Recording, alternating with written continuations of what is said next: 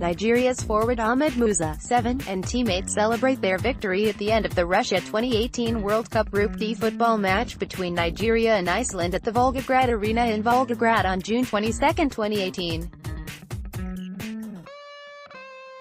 AFP photo, mark RALSTON As the curtain comes down on Nigeria's run at the World Cup in Russia, there are a number of contrasting emotions. When the draws were made, Group D was pegged almost immediately as the group of death, but there was an undercurrent of optimism regarding the Super Eagles' fortunes. Going into the final group match against Argentina, all the factors that had lent courage to Nigeria were playing out on a grand scale, most notably, the dysfunctional nature of the two-time world champions. The requirement was simple: win and go through.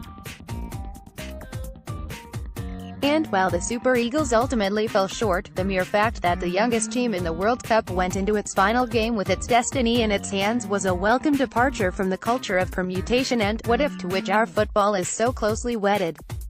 It serves to emphasize the new, more professional, more business-like sense around the national team in recent times. As far as operational procedures go, this World Cup campaign was easily the least fractious ever. For that, kudos go to the Nigeria Football Federation, NFF, who put together a proper training camp, concluded financial arrangements in good time, and arranged competitive warm-up games. Sadly, these did not add up to a great outing once the tournament actually kicked off. However, with the base of talent available now, there is a genuine sense of something exciting forming. Wilfred Ndidi, Kelechi Iheanacho, William Troost-Ekong, Tyrone Abayehi, Francis Uzoho, Alex Iwobi and Ogbonnaya Idibo will no doubt form the nucleus of the team going forward. All are under 25, and now have the crucial experience of that rarefied World Cup atmosphere. For so long, the national team handlers have been hung up on the idea of rebuilding. It is a buzzword for every new coach brought into the position. This time though, there may finally be more than just lip service paid to it. There is an element of romantic idealism to a group of young lads maturing together, all the whole forging a bond of unity and gaining valuable experience together. Also to the fore was the sterling leadership displayed by captain of the side John Obi Mikel, who finally delivered the sort of gritty, committed performance that many had ached to see from him for so long. The former Chelsea man had divided opinion for so long, with his aloofness easily perceived as arrogance. The responsibility of leading a young team has finally brought him the understanding and acceptance he was missing for so long. It was sad then to see him so emotional after the crushing late defeat to Argentina. While it may felt inevitable at the end, the loss represented a lot more than a simple loss of 3 points and passage into the next round. It was a microcosm of the one glaring failure in the tenure of Gernot Rohr. In failing to maximize the advantages of his own team, he was unable to cause a famous upset against the worst iteration of the Argentina national team in ages.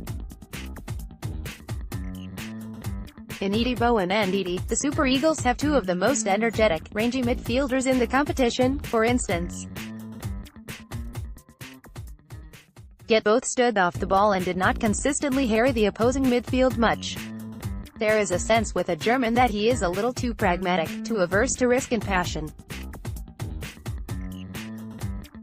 His sides invariably start games slowly, before easing into the encounter midway through the match, and on Tuesday there was almost a reluctance to alter the game in any meaningful way from the bench.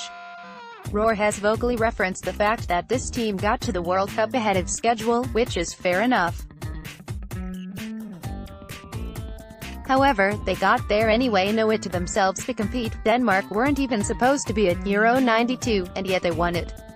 If anything, the fact that this tournament was a bonus should have been an even more convincing reason to go for it and make an impression, while winning hearts. As it is, the likes of Mikel and Leon Balogun will likely not be available in 2022. As a way to go out, it can hardly have been satisfying.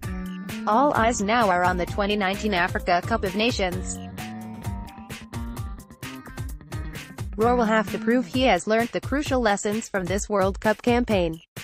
If he cannot, he may learn one of the harder lessons possible. The only way to earn more time and patience, especially in Nigeria, is to keep producing results.